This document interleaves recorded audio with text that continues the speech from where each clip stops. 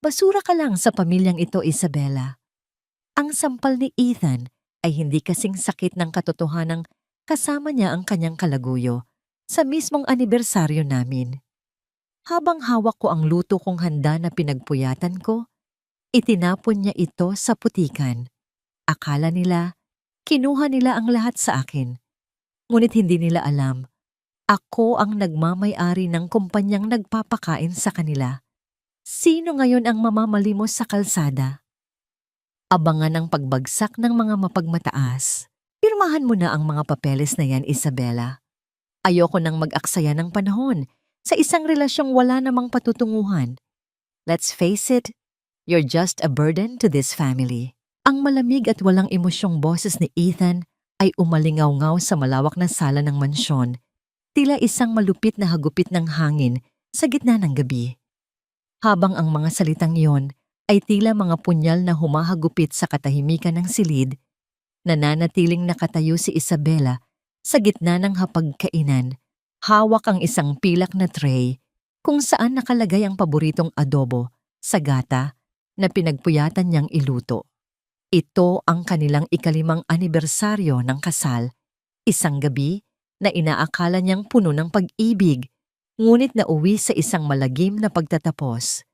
Ang suot niyang simpleng asul na bestida na itinabi niya para sa espesyal na okasyong ito ay tila naging isang mabigat na pasanin sa kanyang nangangatog na katawan.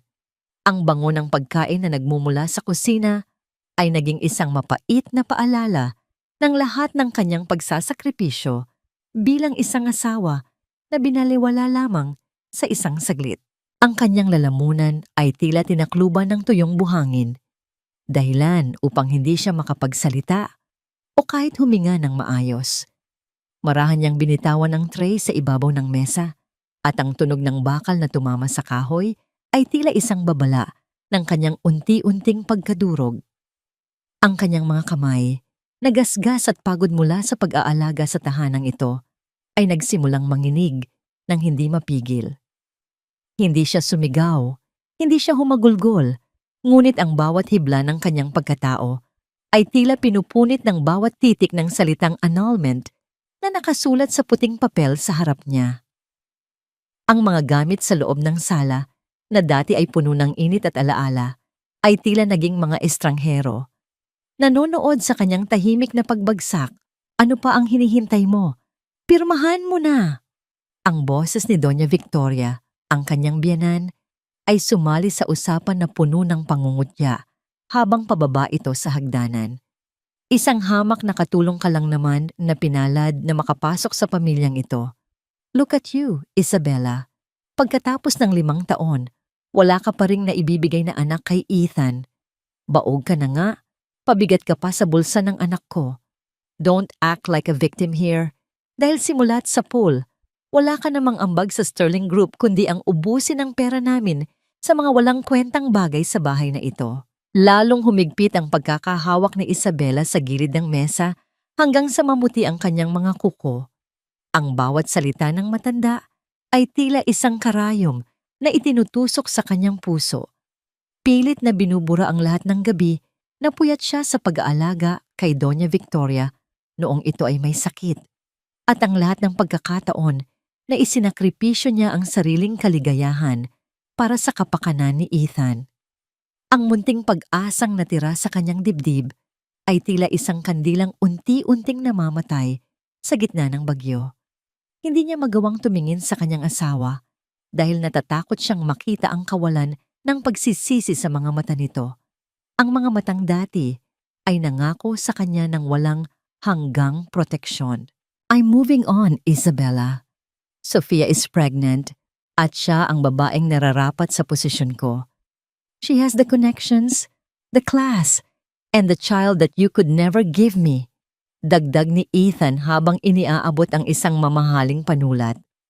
Sa likod niya, isang magandang babae na nakasuot ng damit na galing sa sikat na designer ang lumabas mula sa anino. Nakangiti ng matagumpay habang nakahawak sa braso ni Ethan. Ang sakit na naramdaman ni Isabella ay lumampas sa pisikal na aspeto. Ito ay isang pagtataksil na tila lumalamon sa kanyang kaluluwa. Isang katotohanang mas masahol pa sa kamatayan. Tumalikod si Isabela, hindi dahil sa galit, kundi dahil sa matinding panghihina na tila nagpapabagsak sa kanyang mga tuhod. Sa bawat hakbang niya palayo sa hapagkainan, tila iniiwan niya ang isang bahagi ng kanyang buhay na hindi na niya kailanman mababawi. Paano nga ba naging ganito kadali para sa taong pinag-alayan niya ng lahat na itapon siya na parang isang basahang marumi matapos siyang pakinabangan? Sa gitna ng kanyang pagluha, isang katanungan ang paulit-ulit na bumubulong sa kanyang isipan. Isang tanong na magiging mitya ng lahat ng susunod na mangyayari. Hanggang kailan nga ba dapat manatiling tahimik ang isang pusong matagal ng inapi? Ang bawat patak ng ulan na tumatama sa malamig na semento ay tila mga maliliit na karayom na tumutusok sa balat ni Isabela. Ngunit mas matindi ang hapdi ng bawat salitang binitawan ni Doña Victoria habang pinapanood ang mga katulong na itatapon ang kanyang mga gamit sa labas ng gate. Ang kanyang lumang maleta na may mga gasgas na at kupas na ang kulay ay bumagsak sa putikan, dahilan upang bumukas ito at kumalat ang kanyang iilang pirasong damit sa basang lupa. Wala siyang naramdamang galit, kundi isang matinding pagod na tila nagpapabigat sa kanyang bawat paghinga. Ang mansyong itinuring niyang tahanan sa loob ng 5 taon ay tila naging isang malaking kabaong na dahan-dahang nagsasara sa harap ng kanyang mga mata. Huwag mong hayaang madumihan ng basurang yan ang ating driveway, Ethan. Siguraduhin mong wala siyang maiiwan kahit isang hibla ng buhok sa pamamahay na ito. Ang utos ni Doña Victoria habang nakapayong ito, ang mukha ay puno ng pandidiri na tila nakakita ng isang nakakahawang sakit. You should be thankful, Isabela. Sa loob ng 5 taon, nakatikim ka ng buhay mayaman kahit hindi mo naman deserve. Ngayon, bumalik ka na sa kung saan ka nanggaling, sa putikan, sa hirap, sa kawalan. Huwag mo nang susubukang magpakita rito muli dahil kahit anino mo ay hindi namin gustong makita sa bakuran namin. Sa kabilang panig ng kalsada, nagsimulang magbukas ang mga bintana ng mga kapitbahay. Ang mga bulungan at mapanghusgang tingin ay tila mga lason na dahan-dahang kumakalat sa hangin. Sa subdivision na ito, kung saan ang reputasyon ay mas mahalaga kaysa sa katotohanan, si Isabela ay naging isang tsimis, isang halimbawa ng isang babaeng gold digger na sa wakas ay napaalis din sa trono. Ang kanyang mukha ay nag-iinit sa tindi ng hiya. Ang kanyang mga mata ay nakatuon lamang sa kanyang mga damit na ngayon ay nilalamon na ng putik at baha. Lumapit si Ethan. Ang kanyang mga sapatos na gawa sa mamahaling balat ay walang pakialam na tumapak sa isang litrato na nahulog mula sa maleta ni Isabela. Isang lumang litrato nila noong bago pa lang silang kasal, kung saan ang kanyang mga ngiti ay tila totoo pa. Dinurog ng sakong ni Ethan ang imahe ng kanilang nakaraan nang hindi man lang kumukurap ang kanyang mga mata. Ang kanyang tindig ay puno ng kapangyarihan at pagmamataas, ang anyo ng isang lalaking nakamit na ang lahat at wala nang balak lumingon pa sa kanyang mga biktima. Makinig ka sa akin ng mabuti, Isabela. Ang banta ni Ethan, ang kanyang boses, ay tila isang malupit na bulong na bumaon sa pandinig ng kanyang asawa. Akala mo ba ay matatapos ito sa pag-alis mo rito? Hinding-hindi ka makakahanap ng trabaho sa lungsod na ito. Isang tawag ko lang sa mga kakilala ko sa industriya. Sisiguraduhin kong wala ni isang kumpanya ang tatanggap sa isang katulad mo. I will make sure you remain a nobody, just like the day I found you. Gagapang ka sa hirap hanggang sa maisip mo na ang pinakamalaking pagkakamali mo ay ang maging asawa ko. Isang mapait na ngiti ang dumaan sa mga labi ni Isabela habang pinupunasan niya ang ulan sa kanyang mukha.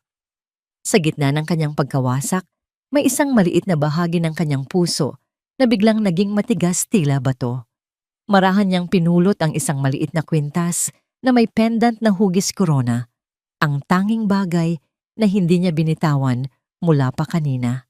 Ito ang simbolo ng kanyang tunay na pagkakakilanlan, ang lihim na matagal niyang itinago para lamang mapatunayan ang kanyang pag-ibig sa isang lalaking hindi kailanman karapat-dapat sa kanyang sakripisyo.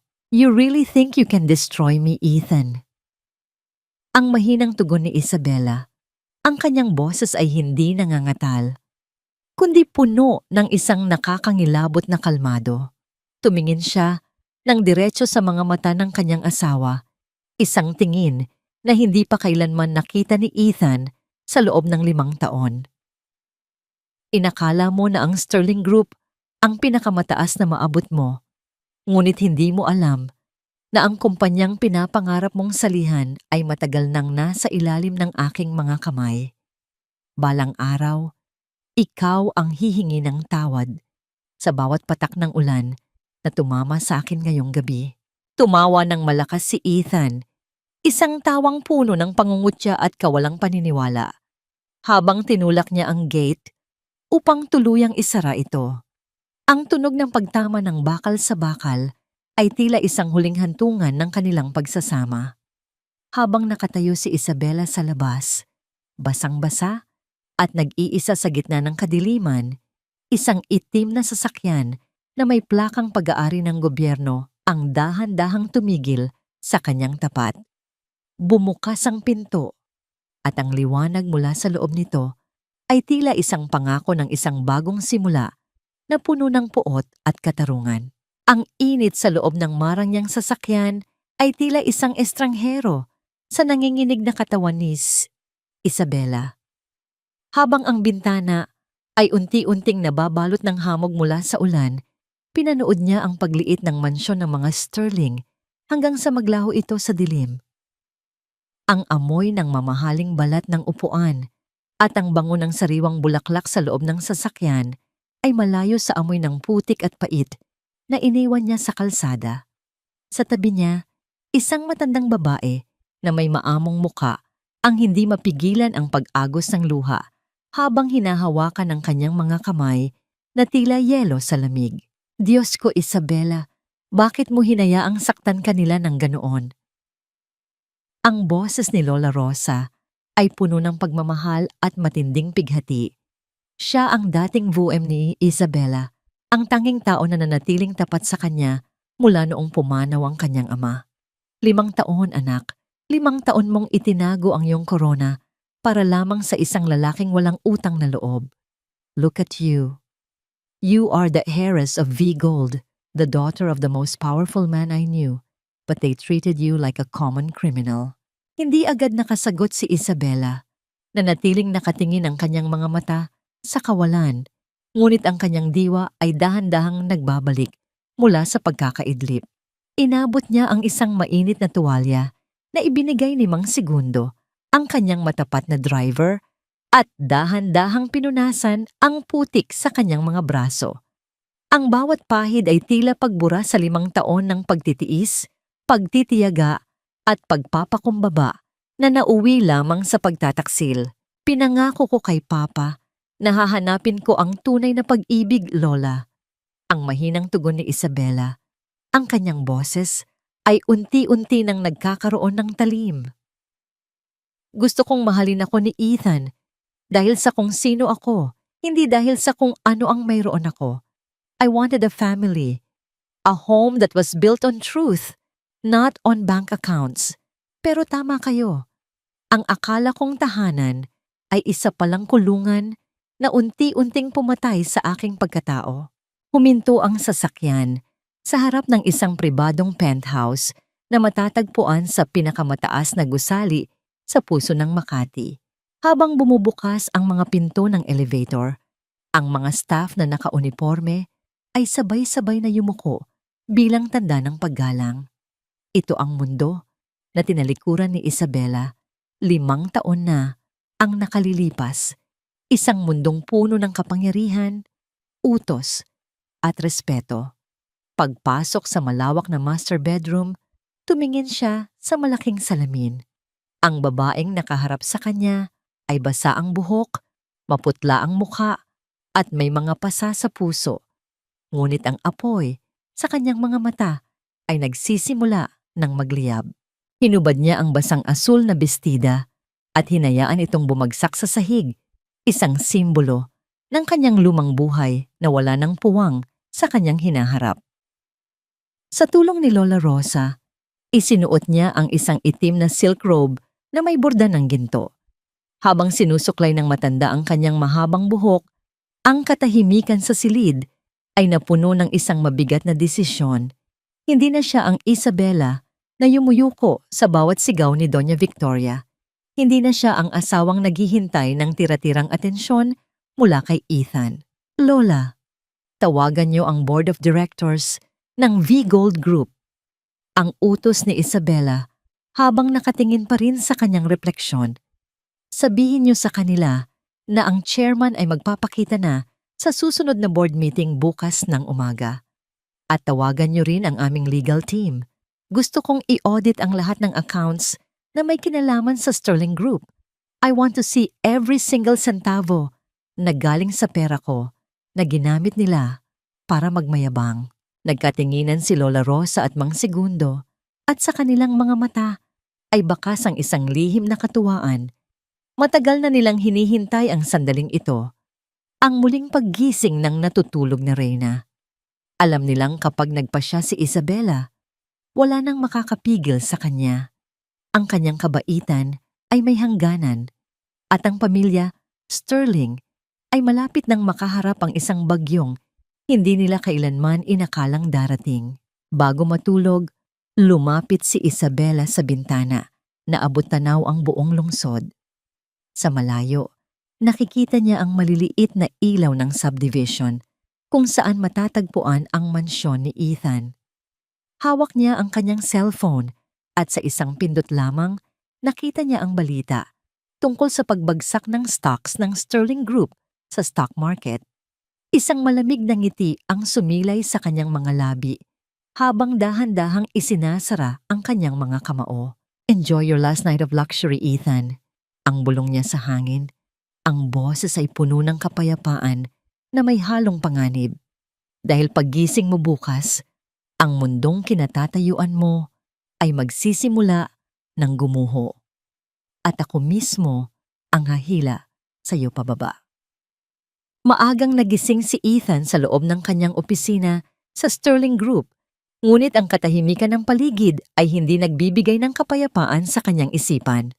Sa harap niya ay nakalatag ang mga pulang numero sa financial report, isang malinaw na babala na ang kumpanyang ipinamana ng kanyang ama ay unti-unti nang nauubusan ng hininga. Ang bawat buntong hininga niya ay puno ng frustration. At sa tuwing naiisip niya ang nangyari kagabi, tila nararamdaman pa rin niya ang lamig ng ulan na tila sumusumpa sa kanya. Ngunit para sa isang lalaking tulad ni Ethan, ang pagkakamali ay laging nasa iba at hindi kailanman sa kanyang sarili. Malas talaga ang babaeng yon, ang bulong ni Ethan sa sarili habang mariing hinihimas ang kanyang sentido. 5 taon siyang nanatili sa buhay ko at wala siyang naidulot kundi kamalasan. Mabuti na lang at wala na siya rito para saksihan ang muli kong pagbangon. Bumukas ang pinto at pumasok si Sofia. Bit-bit ang isang baso ng sariwang juice. Ang kanyang suot na puting bestida ay tila kumikinang sa ilalim ng ilaw ng opisina. Isang imahe ng karangyaan na gusto ni Ethan na makita sa kanyang tabi. Humalik si Sofia sa pisngi ni Ethan at dahan-dahang hinaplos ang balikat nito. Ang mga mata ay puno ng ambisyon na itinatago sa likod ng matatamis na ngiti. Don't stress yourself too much, honey. Ang malambing na sabi ni Sofia. Ngayong wala na si Isabela, wala nang hahadlang sa ating plano. My father's connections are already working, and once the V-Gold Group signs that investment deal, the Sterling Group will be the biggest in the country again. Isipin mo na lang ang baby natin. He deserves to be born in an empire, not in a sinking ship. Ngumiti si Ethan at hinawakan ang kamay ni Sofia. Ngunit ang kanyang isipan ay nasa ibang bagay. You're right. V-Gold is the key. Isang pirma na lang mula sa kanilang chairman at mabubura lahat ng utang natin. Sabi ng sekretary ko, Ang chairman daw ng V-Gold ay isang misteryosong tao na bihirang magpakita, pero magpapakita raw siya sa board meeting ngayong 10:00 ng umaga. This is our golden ticket, Sofia. Biglang tumunog ang intercom at ang boses ng kanyang sekretary ay bakas ang kaba. Isinalaysay nito na tumatawag ang bangko at nagbabantang i-freeze ang ilan sa kanilang mga asset kung hindi makakapagpresenta ng bagong collateral sa loob ng 24 oras. Ang mukha ni Ethan ay namutla, ngunit agad din siyang nakabawi ng lakas ng loob nang maalala ang appointment niya sa V-Gold. Para sa kanya, ang mundong ito ay laro ng mga matatapang at naniniwala siyang siya ang pinakamatalinong manlalaro. Tawagan mo si Mama. Ang utos ni Ethan kay Sofia habang mabilis na isinusuot ang kanyang mamahaling suit jacket. Sabihin mo sa kanya na ihanda ang pinakamagarang sasakyan. I want to arrive at the V-Gold headquarters looking like a king. Kailangan nilang maramdaman na ang pakikipag-partner sa akin ay isang karangalan para sa kanila. Sa kabilang linya, si Doña Victoria ay abala sa pag-uutos sa mga katulong na linisin ang bawat sulok ng mansyon na tila ba may dadating na Santo Papa. Siguraduhin niyong wala na kahit isang amoy ni Isabela ang matitira rito, ang sigaw ng matanda, habang iwinawagayway ang kanyang pamaypay. Ngayong araw, magsisimula ang bagong kabanata ng mga Sterling. Wala nang pabigat, wala nang hampas lupa. My son is about to conquer the business world. Isang maliit na detalye ang hindi napansin ni Ethan habang inaayos niya ang kanyang kurbata sa harap ng salamin. Ang isang maliit na cufflink na ibinigay ni Isabela noong unang taon nila na ngayon ay nakatago sa sulok ng drawer. Tila isang piping saksi sa lahat ng katapatan na tinalikuran niya. Walang pag-aalinlangan niyang isinara ang drawer at lumabas ng opisina. Ang bawat hakbang niya ay puno ng pekeng kumpiyansa. Pagdating sa V-Gold Group headquarters, ang dambuhalang gusali na gawa sa salamin at asero ay tila naging isang malaking hamon para sa kanya. Ang mga gwardiya at staff ay mas formal at mas disiplinado kaysa sa alinmang kumpanyang napuntahan na niya. Habang naglalakad siya patungo sa boardroom, nararamdaman ni Ethan ang kakaibang kaba na hindi niya maipaliwanag. May bulong-bulungan sa hallway tungkol sa chairman na biglang nagpakita matapos ang mahabang panahon ng pananahimik. "Sir, the chairman is already inside," ang sabi ng isang staff habang binubuksan ang dambuhalang pinto ng boardroom. Huminga ng malalim si Ethan, inayos ang kanyang buhok at pumasok ng may ngiting nakahanda para sa isang pakikipagkamay. Ngunit ang nangiting iyon ay tila naging yelo at dahan-dahang gumuho nang makita niya ang taong nakaupo sa kabisera ng mahabang mesa. Ang sikat ng araw mula sa bintana ay tumatama sa mukha ng babaeng nakasuot ng itim na business suit. Ang buhok ay maayos na nakapusod at ang mga mata ay kasing talim ng espada. "Good morning, Mr. Sterling?" Ang malamig na boses na bumati sa kanya ay tila isang pamilyar na kanta na naging isang sumpa. "I believe you're here to ask for my help." Nanigas ang buong katawan ni Ethan. Ang panulat na hawak niya ay nahulog sa sahig nang hindi niya namamalayan. Sa harap niya, sa upuan ng pinakamakapangyarihang tao sa kumpanya, ay ang babaeng pinalayas niya sa gitna ng ulan kagabi, si Isabela. Hindi ito maaari. Nagkakamali yata ako ng silid na pinasukan. Ang mga salitang ito ay lumabas mula sa mga labi ni Ethan sa gitna ng isang nangangatal na bulong. Ang kanyang mga binti ay tila naging malambot na kandila. Halos hindi na makayanang suportahan ang bigat ng kanyang sariling katawan. Sa harap niya, ang babaeng itinuring niyang basura at pabigat sa loob ng 5 taon ay nakaupo ng may dignidad na hindi niya kailanman nakita.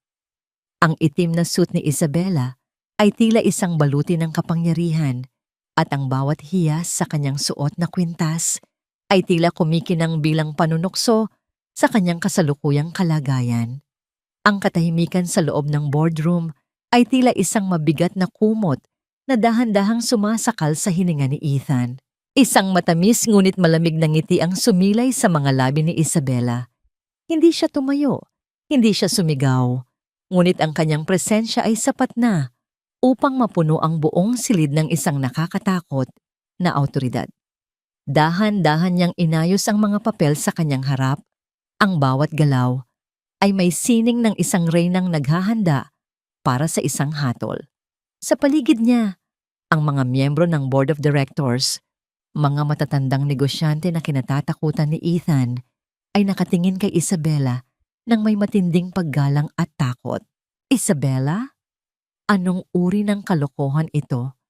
Bakit ka nakasuot ng ganyan at bakit ka nakaupo sa upuang yan?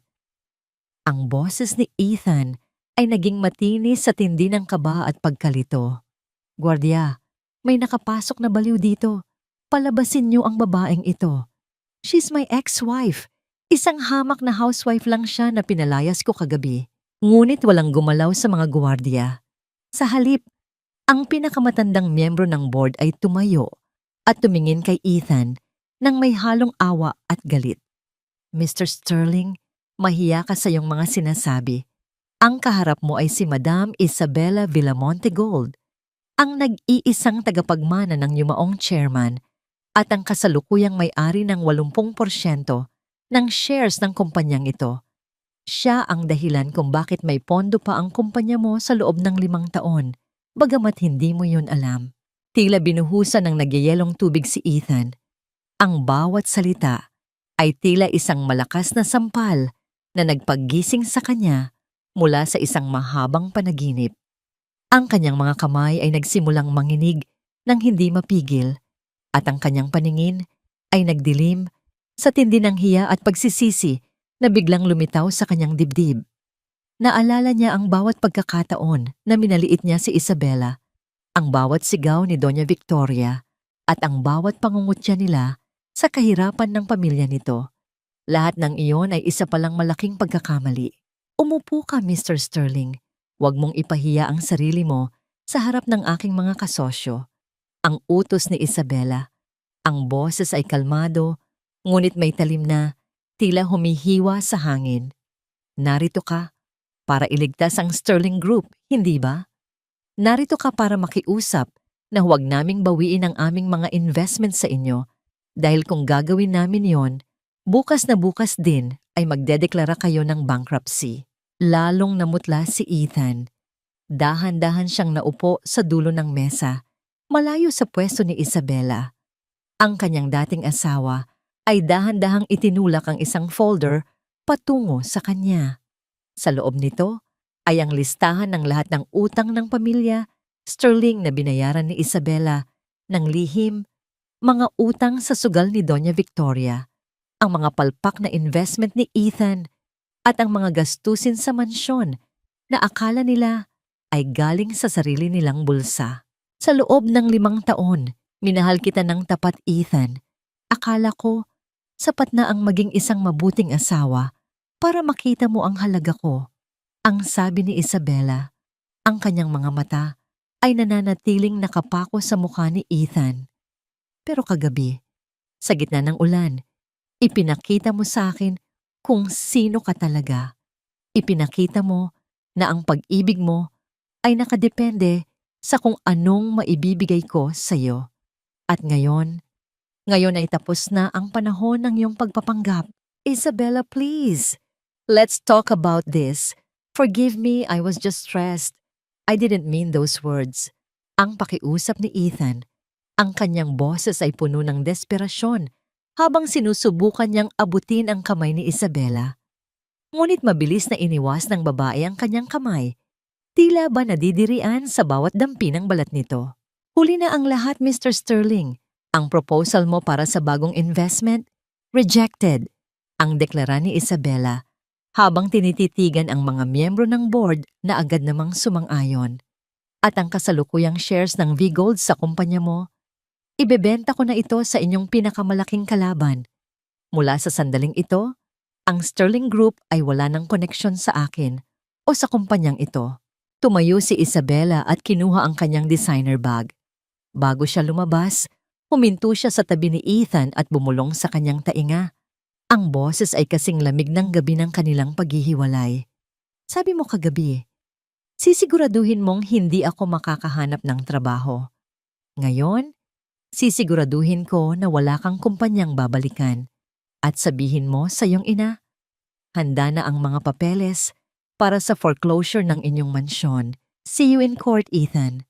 Habang naglalakad si Isabela palabas ng boardroom, ang bawat tunog ng kanyang mga sapatos sa semento ay tila isang martilyo na pumupukpok sa huling pako ng kabaong ng karera ni Ethan. Naiwan ang lalaki na nakatulala habang ang mga staff ng kumpanya ay dahan-dahang lumalapit upang paalisin siya sa gusali. Sa labas, ang sikat ng araw ay tila napakaliwanag, ngunit para kay Ethan, ang kanyang buong mundo ay tuluyan ng binalot ng kadiliman. Sa loob ng malawak na parking area ng V-Gold Building, ang bawat hakbang ni Isabela ay tila isang malakas na deklarasyon ng kanyang kalayaan. Ang tunog ng kanyang mga sapatos sa makintab na semento ay may ritmo ng isang taong alam ang kanyang patutunguhan. Ngunit bago pa man niya maabot ang pintuan ng kanyang sasakyan, isang anino ang mabilis na humarang sa kanyang daan. Si Ethan, na may gusot na kurbata at pawisang noo, ay humahangos na humawak sa pinto ng sasakyan ni Isabela. Ang kanyang mga mata ay puno ng isang emosyong pilit niyang ipinapakita. Isang maskara ng matinding pagsisisi. Isabela, mag-usap tayo. Hindi mo ba naintindihan? It was all a misunderstanding, honey. Ang mabilis na sabi ni Ethan, ang kanyang boses ay nanginginig sa desperasyon. Yung nangyari kagabi, yung sinabi ko tungkol sa annulment at kay Sofia, it was just a test. Gusto ko lang makita kung gaano ka katatag, kung gaano mo ako kamahal. I was under so much pressure from the board and my mother, hindi ko na alam ang ginagawa ko. Huminto si Isabela at dahan-dahang humarap sa lalaking minahal niya ng 5 taon. Tiningnan niya ang mukha ni Ethan. Ang mukhang dati ay nagbibigay sa kanya ng seguridad, ngunit ngayon ay nagdudulot na lamang ng pagkasuklam. Nakikita niya ang bawat galaw ng mga mata nito, ang mabilis na pagkurap, ang pag-iwas ng tingin, mga senyales ng isang taong nagsisinungaling para lamang isalba ang sarili. Ang bawat salitang lumalabas sa bibig ni Ethan ay tila mga laso na nakabalot sa asukal, pilit na nanunuot sa kanyang pandinig, ngunit hindi na umaabot sa kanyang puso. Isang test, Ethan. Ang boses ni Isabela ay nananatiling kalmado, ngunit may tonong mapang-uyam na tila humihiwa sa hangin. Ang saktan ako sa harap ng iyong kabit, ang itapo ng niluto ko sa putikan at palayasin ako sa gitna ng ulan. Iyon ba ang definisyon mo ng pagsubok sa pag-ibig? Napakagaling mo palang aktor. Dahil sa loob ng 5 taon, naniwala ako na ikaw ay isang lalaking may dangal. Ngunit ngayon, nakikita ko na ang katotohanan. Isa ka lang palang duwag na nagtatago sa likod ng mga salitang gawa-gawa. Honey, listen to me. My mother, she's the one who pushed me. Alam mo naman si Doña Victoria, she's obsessed with the family legacy. I did it to protect you from her further insults. Patuloy ni Ethan sa kanyang pagsusumamo. Dahan-dahang lumalapit at sinusubukang hawakan ang balikat ni Isabela. Think about our memories, Isabela. Ang mga gabi na magkasama tayo, ang mga pangarap natin. We can start over. Ngayong alam ko nang ikaw ang chairman ng V-Gold, wala nang makakapigil sa atin. We will be the most powerful couple in the country. Imagine the empire we can build together. Dito na hindi napigilan ni Isabela ang mapait na pagtawa. Ang pagtawang ito ay walang halong saya, kundi puno ng pighati para sa babaeng naging tanga sa loob ng mahabang panahon. Ngayon ay malinaw na ang lahat. Ang pagsisisi ni Ethan ay hindi dahil sa nawala siya, kundi dahil sa yaman na maaari niyang makuha sa kanya. Ang pag-ibig na ipinaglalaban nito ay hindi para sa kanyang pagkatao, kundi para sa kanyang posisyon at kapangyarihan. Ang bawat haplos ni Ethan ay tila dumi na kailangang hugasan ng apoy. Gusto mo ng empire, Ethan? Iyon lang ba ang halaga ko sa'yo? Ang tanong ni Isabela. Ang kanyang mga mata ay nagliliyab sa tindi ng emosyon. Sa loob ng 5 taon, ibinigay ko sa iyo ang lahat, ang oras ko, ang serbisyo ko, at ang lihim na suporta para hindi bumagsak ang kumpanya mo. At anong nakuha ko? Isang sampal at isang papel na nagsasabing wala akong kwenta. Ang empire na sinasabi mo ay matagal ko nang itinayo ng mag-isa at wala kang kahit isang hibla ng karapatan na tumapak sa loob nito. Biglang nagbago ang anyo ni Ethan. Nang makita niyang hindi gumagana ang kanyang pagsisisi, ang kanyang mukha ay dahan-dahang naging matigas. Ang maskara ay unti-unting nahuhulog at lumalabas ang tunay na kulay ng isang taong sugatan, ang ego. Ang kanyang mga mata ay naging mapangahas at ang kanyang tindig ay naging agresibo, tila isang hayop na na-corner sa isang sulok. Huwag kang masyadong kampante, Isabela. Ang banta ni Ethan, ang boses ay naging malalim at puno ng puot. Akala mo ba ay madali mo akong mapapaalis? Mag-asawa pa rin tayo sa mata ng batas. I will make sure this annulment becomes a nightmare for you. Ibibilad ko sa media ang lahat ng sikreto mo. Hahatiin ko ang yaman mo hanggang sa wala nang matira sa V-Gold, kundi mga abo. If I go down, isasama kita. Huminga ng malalim si Isabela at dahan-dahang sumakay sa kanyang sasakyan. Bago niya isara ang pinto, tumingin siya kay Ethan ng may halong awa. Hindi dahil mahal pa niya ito, kundi dahil nakikita niya ang isang taong nawalan na ng kaluluwa sa tindi ng kasakiman. Gawin mo ang gusto mo, Ethan. Ngunit tandaan mo ito, ang bawat kasinungalingan mo ay may katumbas na singil. At sisiguraduhin ko na sa pagkakataong ito, wala kang pambayad. Habang pinapatakbo ni Isabela ang sasakyan palayo, nakita niya sa rearview mirror si Ethan na naiwang sumisigaw sa parking lot. Ang anyo ay tila isang baliw na nawalan ng direksyon. Ngunit sa kabilang bahagi ng lungsod, sa loob ng mansyon ng mga Sterling, si Doña Victoria ay may hawak na isang sobreng naglalaman ng mga dokumento na magiging mitya ng isang mas malaking gulo. Isang lihim mula sa nakaraan ni Isabela na maaring magpabagsak sa kanyang bagong tayong imperyo. Hindi ako papayag na ang isang hamak na taga-bukid ang magpapabagsak sa pangalang Sterling. Kung kailangang dumanak ang luha at madungisan ng dangal, sisiguraduhin kong sa kalsada pupulutin ang babaeng iyan. Ang boses ni Doña Victoria ay tila isang matalim na kislap ng kidlat sa loob ng madilim na sala ng mansyon. Habang hawak niya ang isang baso ng mamahaling alak, ang kanyang mga kamay ay nanginginig sa tindi ng puot. Sa harap niya, si Ethan ay nakayuko, tila isang basang sisiw na hindi man lang makatingin ng diretso sa kanyang ina. Ang balitang si Isabela, ang chairman ng V-Gold, ay kumalat na tila apoy sa mga bilog ng alta sosyedad at ang bawat tawag sa telepono na natatanggap ng matanda ay puno ng pangungutya at mapanirang puri laban sa kanilang pamilya. Para kay Doña Victoria, ang kahihiyan ay mas masahol pa sa kamatayan at hindi niya hahayaang maging huling tawa si Isabela. Dahan-dahan niyang inilapag ang baso sa ibabaw ng lamesang gawa sa marmol. Ang tunog ng kristal na tumama sa matigas na ibabaw ay tila isang hudyat ng pagsisimula ng kanyang digmaan.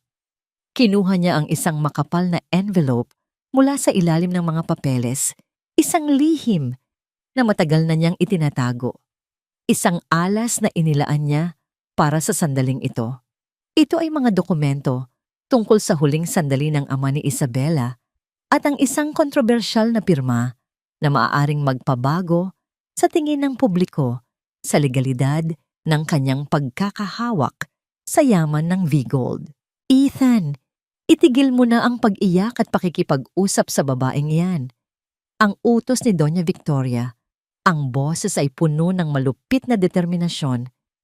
Kung hindi mo siya makuha sa pag-ibig, kukunin natin siya sa takot. Gagamitin natin ang media. Ipapakita natin sa buong mundo na si Isabela Villamonte ay isang magnanakaw.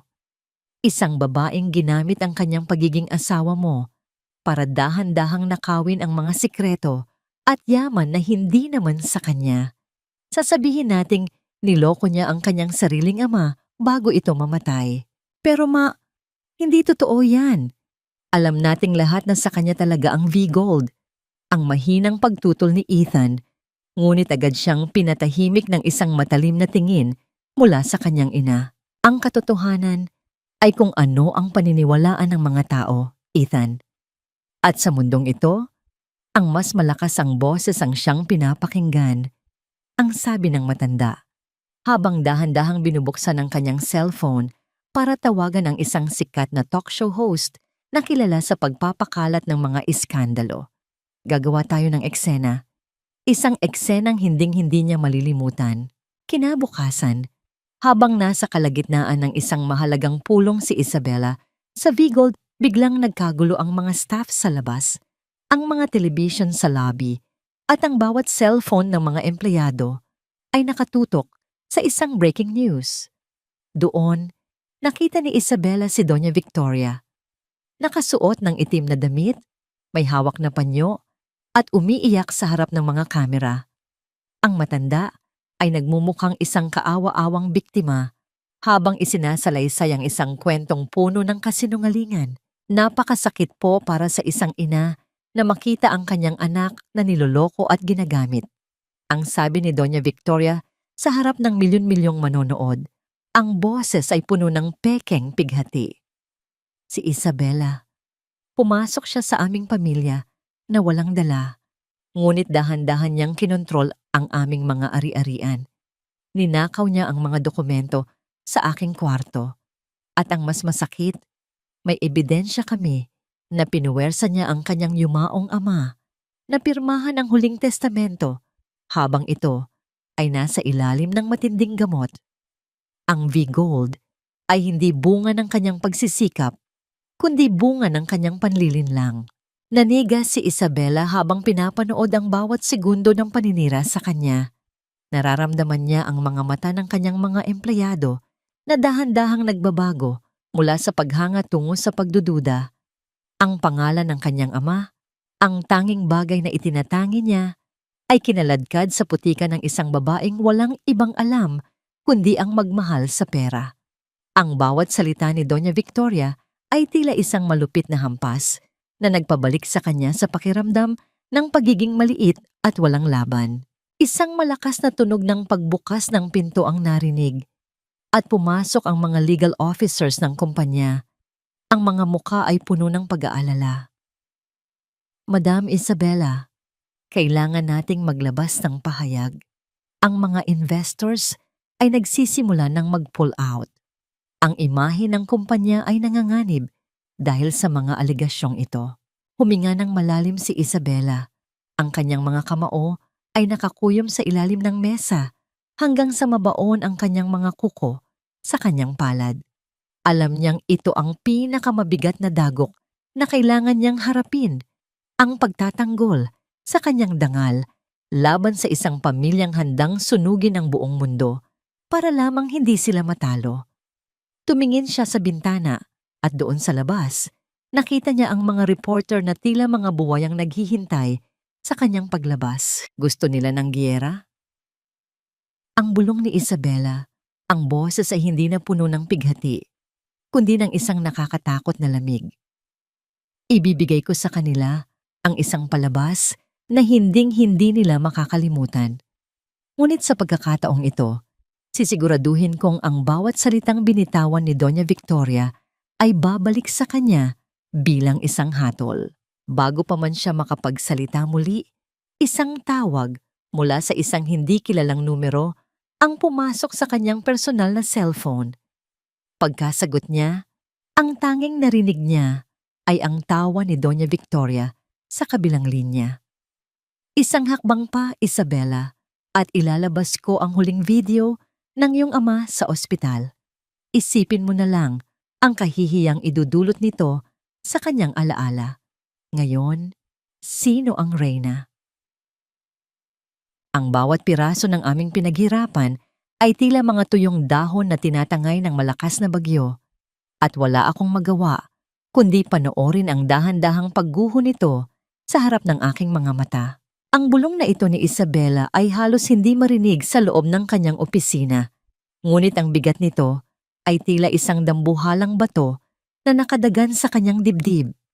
Sa labas ng kanyang pinto, ang ingay ng mga nagtatakbuhang empleyado at ang walang tigil na tunog ng mga telepono ay tila isang koro ng paparating na sakuna. Ang mga stock ng Vigold Group ay bumabagsak na tila isang eroplanong nawalan ng pakpak at ang bawat balita sa telebisyon ay puno ng mukha ni Doña Victoria na nagkukunwaring biktima. Habang nakatingin si Isabela sa portrait ng kanyang ama na nakasabit sa dingding, naramdaman niya ang isang mainit na luha na dahan-dahang gumuhit sa kanyang pisngi. Isang luha ng pagod, pait, at matinding pangungulila. Ang kanyang mga kamay ay nanginginig habang hawak ang isang maliit na kwintas na may pendant na ginto. Ang huling regalo ng kanyang ama bago ito pumasok sa operasyon na hindi na nito kinaya. Ang malamig na metal sa kanyang palad ay tila isang paalala ng lahat ng dangal na pilit na dinudungisan ng pamilya Sterling. Sa loob ng 5 taon, nanatili siyang tahimik, nagtitiis sa bawat panlalait ni Ethan at ng kanyang ina, dahil ang akala niya ay pag-ibig ang kanyang itinatayo. Ngunit ngayon, sa bawat segundo ng katahimikan, tila naririnig niya ang tawa ni Doña Victoria na umaalingaw-ngaw sa bawat sulok ng kanyang imperyong unti-unting nagkakalas-kalas. Madam Isabela, kailangan niyo nang lumabas. Ang mga pangunahing investors ay nasa kabilang silid at nagbabantang i-withdraw ang kanilang mga shares kung hindi niyo mapapatunayan na peke ang sinasabi ni Doña Victoria. Ang sabi ng kanyang secretary, ang boses ay puno ng kaba at pag-aalala. Sinasabi na rin ng media na tumakas na kayo dahil hindi niyo kayang harapin ang katotohanan. The image of the company is tarnished and the board is starting to question your leadership. Tumayo si Isabela. Inayos ang kanyang suit at pinunasan ang kanyang mga mata. Sa bawat hakbang niya patungo sa boardroom, ang kanyang puso ay tumitibok ng mabilis, tila isang tambol na naghahanda para sa isang huling laban. Pagpasok niya, ang mga mata ng mga investors, mga lalaking dati ay yumuyuko sa kanya, ay puno na ngayon ng pagdududa at panghuhusga. Ang bawat bulong nila ay tila mga latigo na humahagupit sa kanyang pagkatao. Gusto niyo ng katotohanan? Ang tanong ni Isabela. Ang kanyang boses ay nanginginig, ngunit puno ng awtoridad. Ang tanging katotohanan dito ay ang kasakiman ng pamilya Sterling. Ang video na sinasabi nila, iyon ay isang manipulasyon. Ngunit kung ang basehan nyo ng tiwala ay ang mga chimis sa telebisyon kaysa sa 5 taon ng ating matagumpay na partnership, marahil ay hindi nga kayo nararapat sa Vigold. Sa kabilang bahagi ng lungsod, sa loob ng isang mamahaling restaurant, si Ethan at Sofia ay nagdiriwang kasama si Doña Victoria. Ang tunog ng kanilang mga baso ng champagne na nagtatama ay tila isang kanta ng tagumpay. Ang mukha ni Ethan ay puno ng kayabangan, ang anyo ng isang lalaking naniniwala na sa wakas ay nabawi na niya ang kanyang kapangyarihan. Sabi ko sa iyo, Ethan, ang isang ahas ay kailangang putulan ng ulo para hindi na makapanuklaw. Ang sabi ni Doña Victoria habang nakangiti ng mapanira. Bukas, ang Vigold ay mapupunta sa atin bilang settlement sa damage na ginawa niya sa ating pangalan. At ang babaeng iyan, babalik siya sa kung saan siya nanggaling, isang pulubi sa gilid ng kalsada. Ngunit sa gitna ng kanilang pagdiriwang, isang mensahe ang natanggap ni Ethan. Ang kanyang mukha ay biglang namutla at ang baso ng alak ay halos mahulog mula sa kanyang kamay. Ang mensahe ay mula sa isang hindi kilalang source at naglalaman ito ng isang snapshot ng isang CCTV footage. Ang gabi kung saan pumasok si Doña Victoria sa kwarto ng ama ni Isabela sa ospital. May hawak na hiringgilya at walang ibang tao sa paligid. Ma, anong ibig sabihin nito? Ang tanong ni Ethan. Ang boses ay puno ng takot. Habang nangyayari ito, si Isabela ay bumalik sa kanyang opisina at hinarap si Lola Rosa. Sa kanyang mesa ay may isang lumang recorder na itinago ng kanyang ama sa ilalim ng kanyang higaan bago ito pumanaw. Sa isang pindot, ang boses ng kanyang ama ay narinig. Hindi isang boses ng isang taong nawawala sa sarili, kundi isang boses na puno ng babala tungkol sa totoong pagkatao ni Doña Victoria. Isabela, anak, kung naririnig mo ito, ibig sabihin ay tinupad na nila ang kanilang banta. Huwag kang matakot dahil ang katotohanan ay nakatago sa mismong pundasyon ng kumpanyang ito. Isang malakas na pagsabog ng emosyon ang naramdaman ni Isabela. Hindi pa pala gumuho ang kanyang templo. Sa halip, ang mga anay na sumisira rito ang unti-unti nang lumalabas sa liwanag. Hawak niya ang alas na hinding-hindi inasahan ng mga Sterling. Ngunit sa sandaling iyon, biglang namatay ang mga ilaw sa buong gusali at isang anino ang lumitaw sa may pinto ng kanyang opisina. Akala mo ba ay hahayaan kitang mabuhay para mailabas ang tape na yan, Isabela? Ang boses ni Ethan ay puno ng kabaliwan at sa kanyang kamay ay may hawak siyang isang bagay na kumikinang sa dilim. Ibigay mo sa akin ang recorder na yan, Isabela. Huwag mong hintayin na mawalan ako ng pasensya at magawa ko ang bagay na pareho nating pagsisisihan. Ang boses ni Ethan ay puno ng panginginig, isang timpla ng takot at matinding galit na tila hayop na nasukol sa madilim na sulok. Ang hawak niyang mabigat na letter opener na gawa sa pilak ay kumikinang sa ilalim ng malamig na liwanag ng buwan na tumatagos sa bintana. Ang kanyang mga mata ay nanlilisik, malayo sa imahe ng matikas na negosyanteng hinangaan ni Isabela noon. Sa sandaling ito, nakita ni Isabela ang isang lalaking tuluyan nang nilamon ng kawalan ng pag-asa. Isang lalaking handang pumatay ng dangal para lamang isalba ang sariling balat. Nananatiling nakatayo si Isabela sa likod ng kanyang dambuhalang mesa. Ang kanyang mga kamay ay mahigpit na nakahawak sa recorder na tila ba ito ang kanyang huling sandigan. Ang bawat tibok ng kanyang puso ay tila isang tambol na umaalingaw-ngaw sa katahimikan ng silid. Ngunit sa halip na takot, isang matinding pagkamuhi ang dahan-dahang namuo sa kanyang dibdib. Ang lalaking ito, na pinagsilbihan niya ng 5 taon, ay naglalakas loob na sumumbat sa kanya sa gitna ng kadiliman. Lalapit ka pa ng isang hakbang, Ethan, at sisiguraduhin kong sa kulungan ang tuloy mo. Ang malamig na banta ni Isabela, ang boses ay walang bakas ng pag-aalinlangan. Akala mo ba ay madadaan mo ako sa sindak? Sa loob ng 5 taon, tinakot niyo ako sa pamamagitan ng utang na loob. Pinaniwala niyo ako na ang pamilya Sterling ang nagligtas sa akin mula sa kahirapan. Pero ngayon, alam ko na ang katotohanan. Kayo ang ninta na sumipsip sa yaman at dangal ng aking ama. Utang na loob? Isabela, utang mo sa amin ang bawat pagkain na isinubo mo sa loob ng 5 taon. Ang sigaw ni Ethan habang dahan-dahan siyang humahakbang patungo sa kanya. Kami ang nagbigay sa iyo ng pangalan. Kami ang nagturo sa iyo kung paano tumayo sa harap ng mga taong ito. Ngayon, gagamitin mo ang isang pekeng recorder para sirain ang nanay ko? Para sirain ang pamilyang tumanggap sa iyo? Wala kang utang na loob. Isang mapait na tawa ang kumawala sa mga labi ni Isabela. Isang tawang tila humihiwa sa hangin. Ang utang na loob na sinasabi mo ay naging tanikala na pumatay sa aking pagkatao, Ethan. Akala mo ba ay hindi ko alam? Ang bawat alahas na isinuot ng nanay mo, ang bawat sugal na ipinatalo niya, At ang bawat barya na ginamit mo sa kumpanya mo, lahat iyon ay galing sa trust fund na iniwan ni Papa para sa akin. Ako ang nagpakain sa inyo.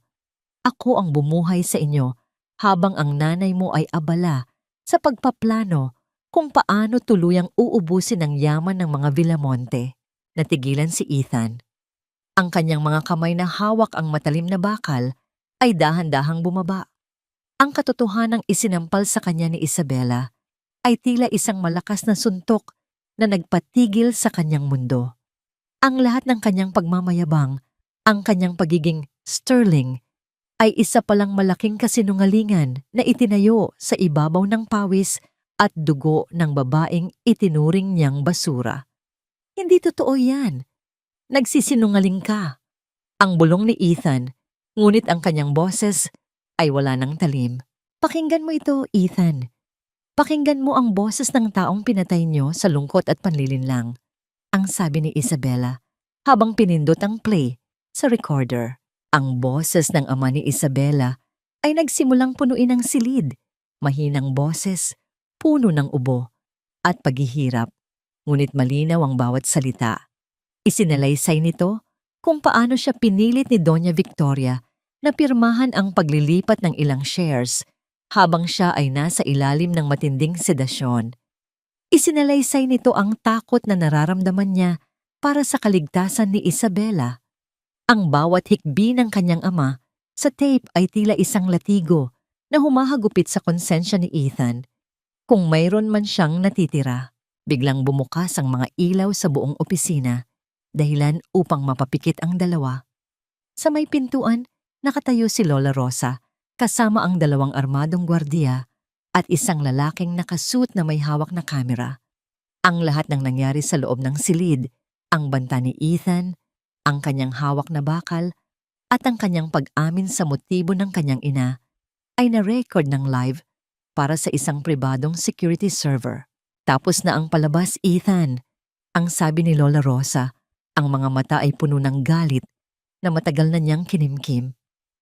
Ang utang na loob na sinasabi mo ay babayaran niyo na ngayon sa pamamagitan ng inyong kalayaan.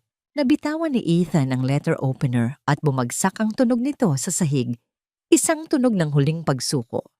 Napaluhod siya sa harap ni Isabela, hindi dahil sa pagsisisi, kundi dahil sa tindi ng bigat ng katotohanang wala na siyang matatakbuhan. Sa labas, naririnig na ang sirena ng mga pulis na dahan-dahang lumalapit sa gusali ng V-Gold. Tumingin si Isabela sa kanyang dating asawa nang may halong awa at pagkasuklam. Ang tanikala ay naputol na, Ethan. At sa pagkakataong ito, kayo naman ang makakaramdam kung paano mabuhay sa loob ng rehas na gawa ng inyong sariling kasakiman. Ngunit bago pa man siya mailabas ng mga gwardya, tumingin si Ethan kay Isabela na may isang nakakatakot na ngiti. Akala mo ba ay nanalo ka na? Ang nanay ko. Hindi siya papayag na mabulok sa kulungan ng mag-isa. May huling sorpresa siya para sa iyo, Isabela.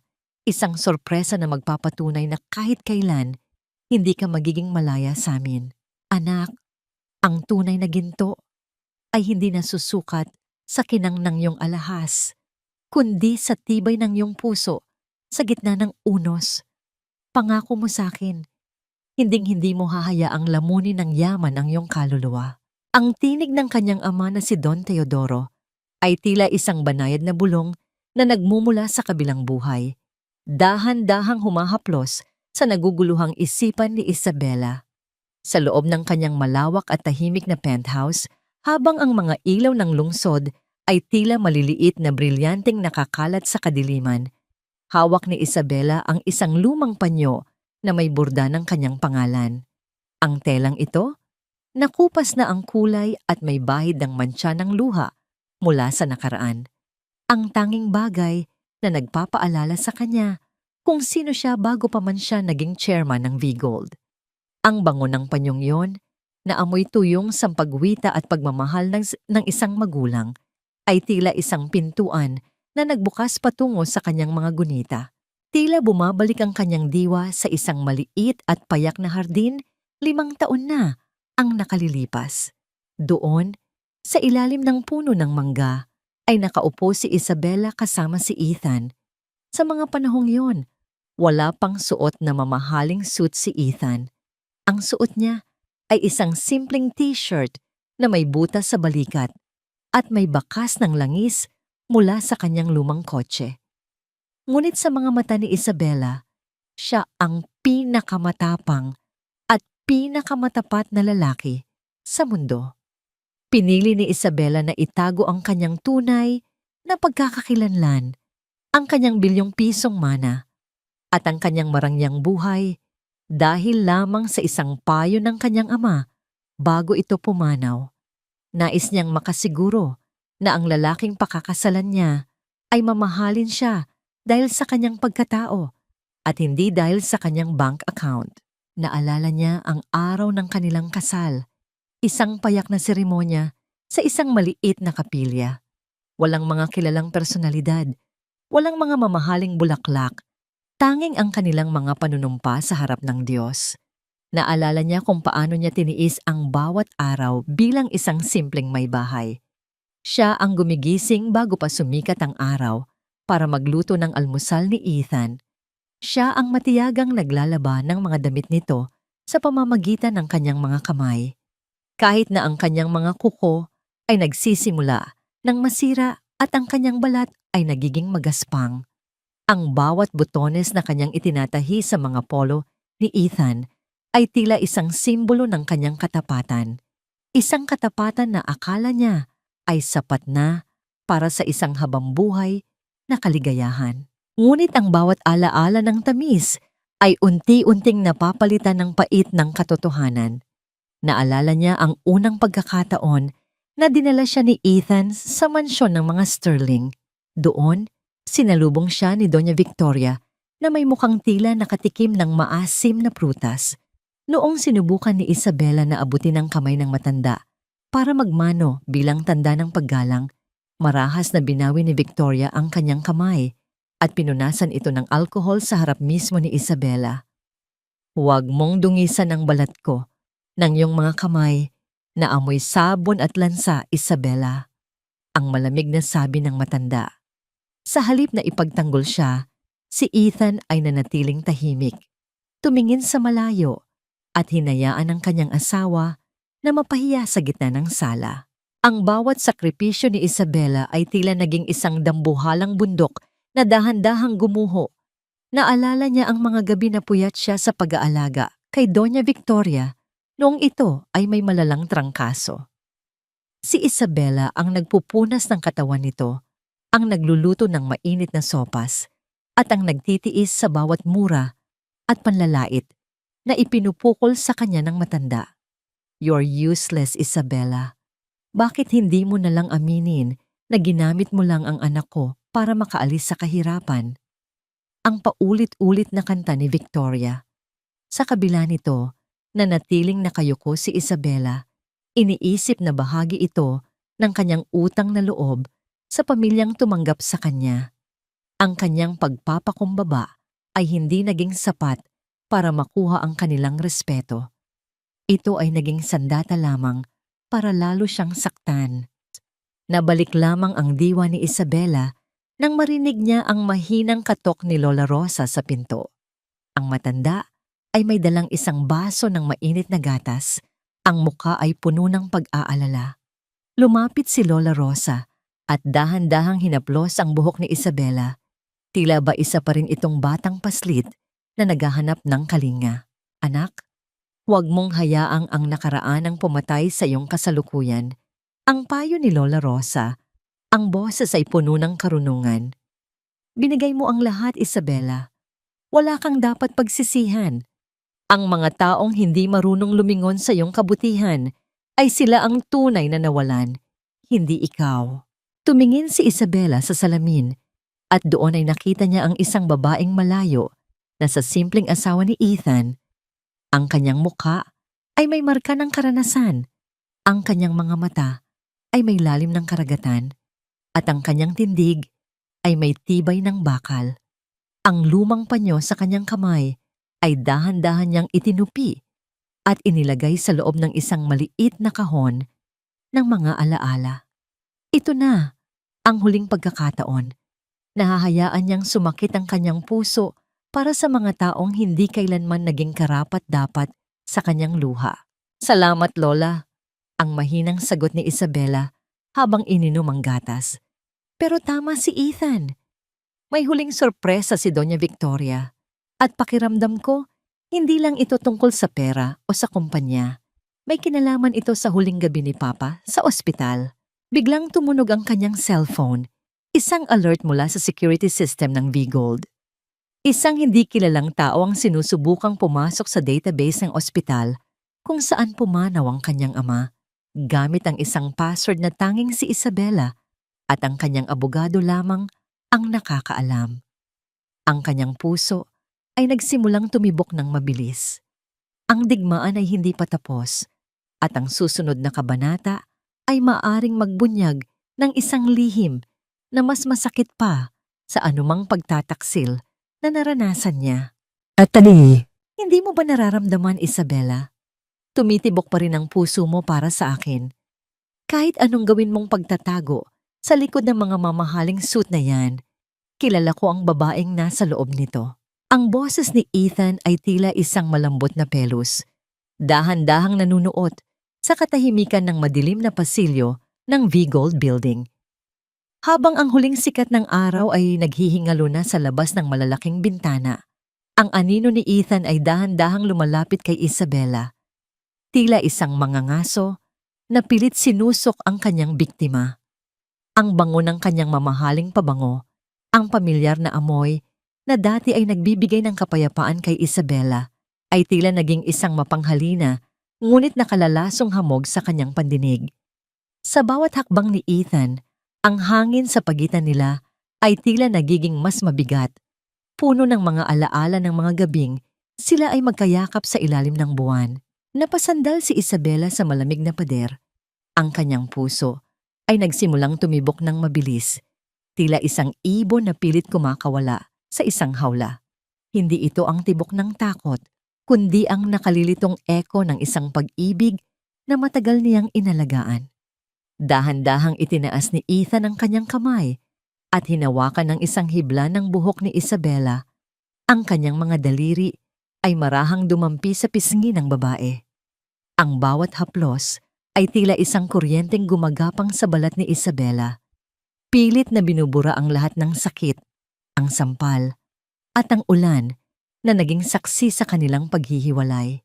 Naalala mo ba ang puno ng mangga sa inyong probinsya, Isabela? Noong nangako ako na kahit anong mangyari, hinding-hindi kita bibitawan. Ang bulong ni Ethan, ang kanyang muka ay ilang pulgada na lamang ang layo sa mukha ni Isabela.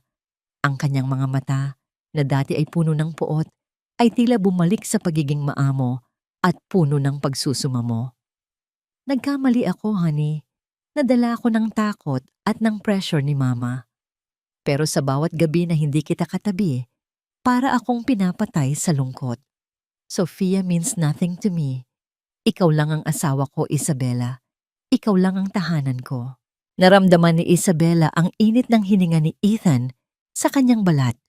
Isang pakiramdam na dati ay sapat na upang malusaw ang lahat ng kanyang pag-aalinlangan. Ang kanyang mga mata ay dahan-dahang napapikit at sa loob ng ilang segundo, tila bumalik siya sa pagiging simpleng may bahay na walang ibang hangad kundi ang mahalin ng lalaking ito. Ang bawat salita ni Ethan ay tila isang matamis na awit na nagpapatulog sa kanyang galit. Marahan niyang naramdaman ang mga kamay ni Ethan na dahan-dahang gumagapang sa kanyang baywang.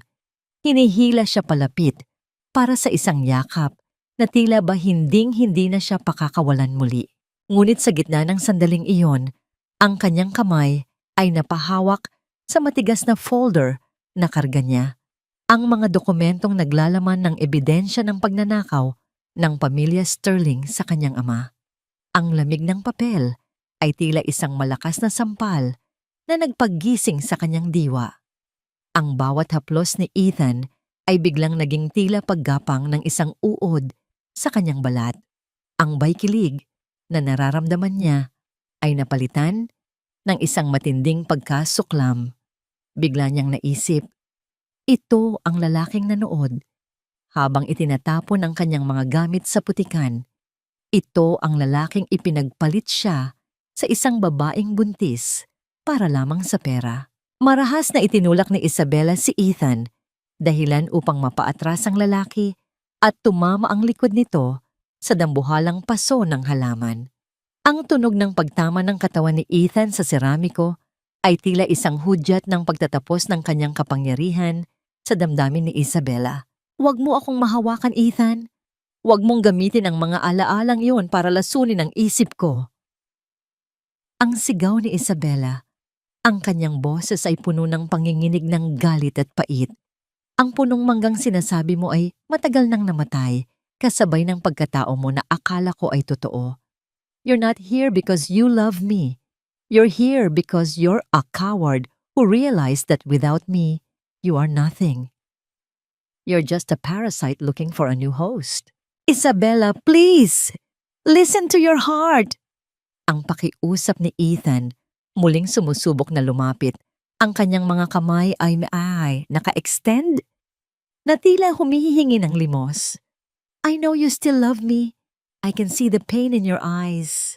Ang nakikita mo ay hindi pag-ibig, Ethan. Iyan ay ang bakas ng apoy na ginamit nyo para sunugin ang buhay ko. Ang malamig na tugon ni Isabela habang inaayos ang kanyang suit. Ang panliligaw mong ito ay mas nakakadiri pa kaysa sa iyong pananakit. Umalis ka na bago ko patawagin ang security para kaladkarin ka palabas. Hindi ka na asawa sa paningin ko, Ethan. Isa ka na lang mantsa sa aking nakaraan na kailangan kong burahin. Tumalikod si Isabela at mabilis na naglakad palayo. Ang tunog ng kanyang mga sapatos sa sahig ay tila mga hakbang ng isang sundalong papunta sa digmaan. Ngunit bago niya marating ang elevator, tumunog ang kanyang cellphone. Isang video message mula sa isang unknown number ang pumasok.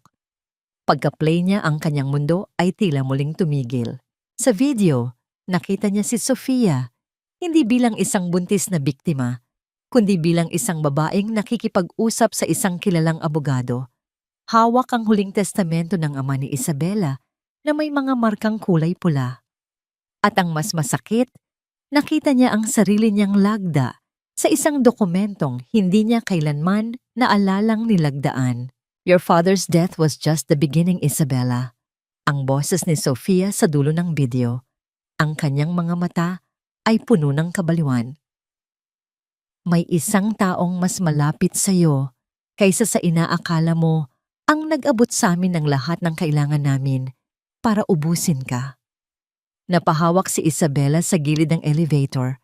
Ang kanyang paningin ay nagdidilim.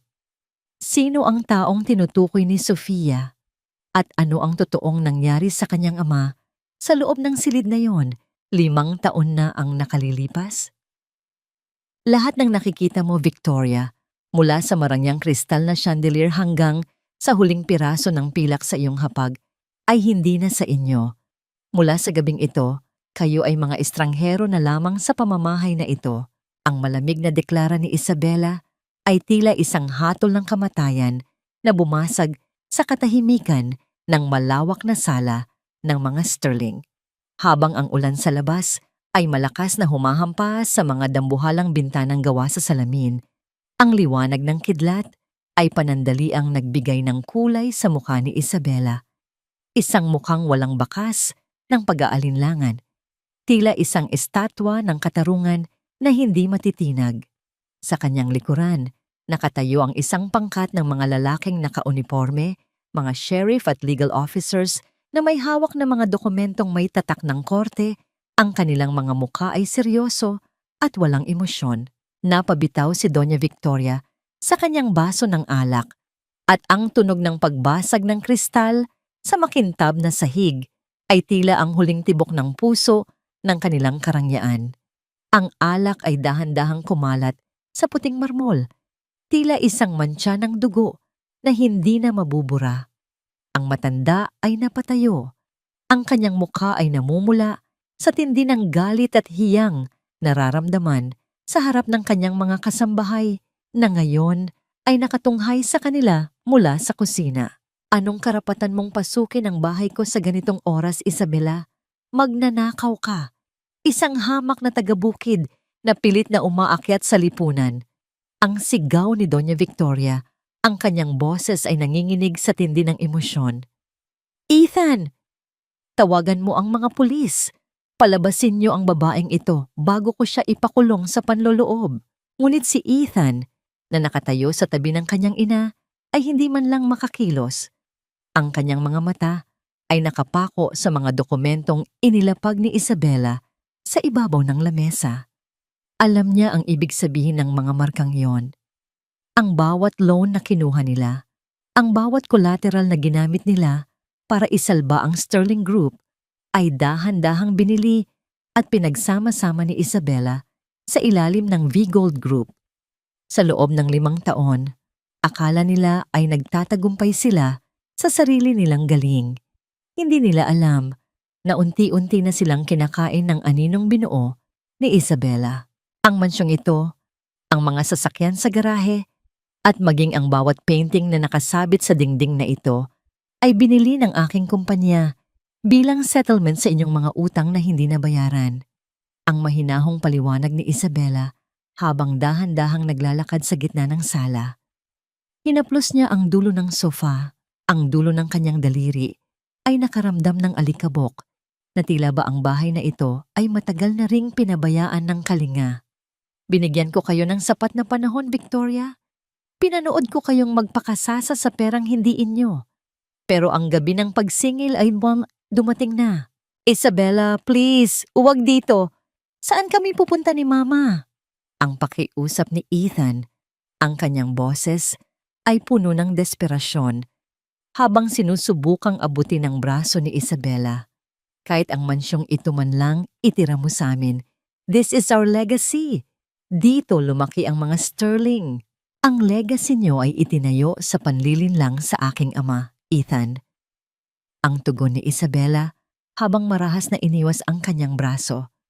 Tumingin siya sa mga sheriff at tumango. Simulan niyo na ang paglalagay ng mga selyo. Lahat ng personal na gamit na hindi kasama sa listahan ay dapat mailabas sa loob ng 1 oras. Ang sumunod na sandali ay tila isang bangungot para sa pamilya Sterling. Ang mga sheriff ay nagsimulang maglakad sa bawat silid, nagdidikit ng mga dilaw na tape at itim na selyo sa mga gamit. Ang tunog ng mga pintuan ng cabinet na bumubukas at nagsasara, ang kalansing ng mga susi na kinukuha mula sa mga tagapangalaga, at ang bulungan ng mga legal officers ay tila isang koro ng pagkatalo. Si Doña Victoria ay napaupo sa sahig. Ang kanyang mamahaling bestida ay nabasa ng alak na natapon kanina. Wala na ang mapagmataas na matanda. Ang natira ay isang babaeng natalo ng kanyang sariling kasakiman. Sa gitna ng kaguluhan, biglang pumasok si Sofia. Ang kanyang mukha ay puno ng takot. Ngunit nang makita niya si Isabela, ang kanyang takot ay napalitan ng isang mapanirang ngiti. Lumapit siya kay Isabela at bumulong, sapat na para sila lang ang makarinig. Akala mo ba ay panalo ka na dahil nakuha mo ang bahay na ito? Ang bulong ni Sofia, Ma. Ang kanyang mga mata ay nanlilisik. Nakuha mo nga ang mga pader, pero hinding-hindi mo makukuha ang ebidensyang maglilinis sa pangalan ng tatay mo. Ang taong nag-abot sa amin ng lahat, ang taong traidor sa buhay mo, ay nasa tabi mo lang sa lahat ng oras na ito. Isipin mo na lang, Isabela, sino ang laging nandoon sa ospital? Sino ang may access sa lahat ng gamot ng tatay mo? Nanigas ang buong katawan ni Isabela. Ang kanyang paningin ay biglang nakatuon kay Lola Rosa na nakatayo sa malayo, kausap ang mga gwardiya. Ang isang munting alaala ay biglang pumasok sa kanyang isipan. Isang gabi sa ospital kung saan nakita niya si Lola Rosa na may hawak na hiringgilya. Ang mukha nito ay puno ng luha. Noon, inakala niyang pagmamahal iyon, ngunit ngayon, ang pagdududa ay tila isang lason na dahan-dahang kumakalat sa kanyang puso. Sino ang tinutukoy mo, Sofia? Ang tanong ni Isabela. Ang kanyang boses ay halos mawala ng tunog sa tindi ng kaba. Ngunit hindi sumagot si Sofia. Sa halip ay tumawa lamang ito habang kinakaladkad siya ng mga sheriff palabas ng mansyon. Naiwan si Isabela sa gitna ng sala, napapalibutan ng mga selyadong gamit at ng mga anino ng kanyang nakaraan. Ang kanyang tagumpay ay tila naging mapait, at ang bawat hakbang niya sa loob ng mansyon ay tila paglalakad sa ibabaw ng mga basag na kristal. Ang tunog ng ulan ay lalong lumakas, tila isang babala na ang pinakamasakit na pagtataksil ay hindi pa tuluyang nabubunyag. Paano? Isang pirasong sapatos na lamang ang natira sa aking karangyaan, at maging ito ay nabahiran na ng burak ng kalsadang ito. Ang boses ni Doña Victoria ay isang gumaralgal na bulong habang nakatingin siya sa isang sapatos na gawa sa mamahaling balat na ngayon ay wala ng kapares. Nakaupo siya sa isang dambuhalang plastik na timba sa loob ng isang maliit na silid na gawa sa pinagtagpi-tagping yero at bulok na kahoy. Ang amoy ng kanal at basang basura mula sa labas ay malayang nanunuot sa bawat siwang ng kanilang bagong tahanan sa isang siksikang eskinita sa tondo. Ang liwanag mula sa isang pundidong bumbilya ay tila nakikiramay sa kanilang kalagayan, dahan-dahang kumukurap-kurap habang ang bawat patak ng ulan mula sa butas na bubong ay tumatama sa isang kalawanging lata ng biskwit. Sa kabilang sulok, si Ethan ay nakahiga sa isang manipis at amoy-amag na kutsyon. Ang kanyang mga mata ay nakapako sa kisame na puno ng mantsa ng tubig. Ang kanyang dating matikas na tindig ay tila naglaho na, pinalitan ng isang anyong tila isang taong nawalan na ng kaluluwa. Ang kanyang mga kamay, na dati ay tanging panulat, at baso ng alak lamang ang hawak, ay puno na ngayon ng mga gasgas at dumi mula sa pagbubuhat ng kanilang iilang natitirang gamit. Wala nang Sofia na yumayakap sa kanya, wala nang mga kaibigang tumatawag para sa party. Ang tanging naririnig niya ay ang ingay ng mga batang naghahabulan sa labas at ang sigawan ng mga kapitbahay na nag-aaway dahil sa nakasabit na labada. Hindi ko ito kaya, Ethan. Hindi ako nararapat sa lugar na ito. Ang biglang pagsabog ni Doña Victoria, ang kanyang mga mata ay nanlilisik sa tindi ng pagkaasiwa. Tawagan mo ang iyong mga tito. Tawagan mo ang mga kasosyo natin. Sabihin mo sa kanila na kailangan natin ng tulong. Hindi pwedeng mabulok ang isang sterling sa gitna ng mga squatter na ito. Ma, wala na tayong tatawagan. Ang malamig na tugon ni Ethan. Ang boses ay tila galing sa ilalim ng lupa. Ang mga tito na sinasabi mo, sila ang unang kumuha ng mga shares natin nang malaman nilang binabawi na ni Isabela ang lahat. Ang mga kaibigan natin, binura na tayo sa kanilang mga contact list. Sa mundong ito, Victoria Sterling, ang halaga mo ay kasing halaga lang ng balanse ng iyong bank account. At ngayon, zero na tayo. Isang malakas na sampal ang dumapo sa pisngi ni Ethan, ngunit hindi man lang siya kumurap. Ang galit ng kanyang ina ay tila wala ng talim sa harap, ng katotohanang sila ay literal na nasa putikan na. Napahagulgol si Doña Victoria. Ang kanyang mukha na dati ay puno ng mamahaling kolorete, ay ngayon ay marumi at puno ng luha. Niyakap niya ang kanyang sarili. Pilit na hinahanap ang init ng kanyang nawalang mansyon sa gitna ng malamig na hangin na pumapasok sa mga siwang ng yero. Sa di kalayuan, isang itim na sasakyan ang dahan-dahang huminto sa bukana ng eskinita. Sa loob nito, nakaupo si Isabela. Pinapanood ang tagpong iyon mula sa bintana. Ang kanyang puso ay hindi nakaramdam ng katuwaan. Sa halip, isang malalim na katahimikan ang bumalot sa kanya. Nakikita niya ang kanyang dating biyenan na pilit na pinupunasan ang kanyang sapatos na wala ng kapares. Isang simbolo ng isang nakaraang hindi na kailanman babalik.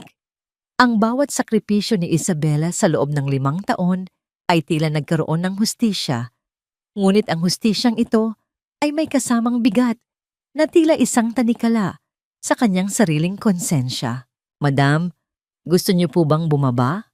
Ang tanong ni Mang Segundo, ang driver na tapat sa kanya. Hindi na Mang Segundo, ang sagot ni Isabela. Ang kanyang boses ay puno ng kapayapaan na may halong lungkot.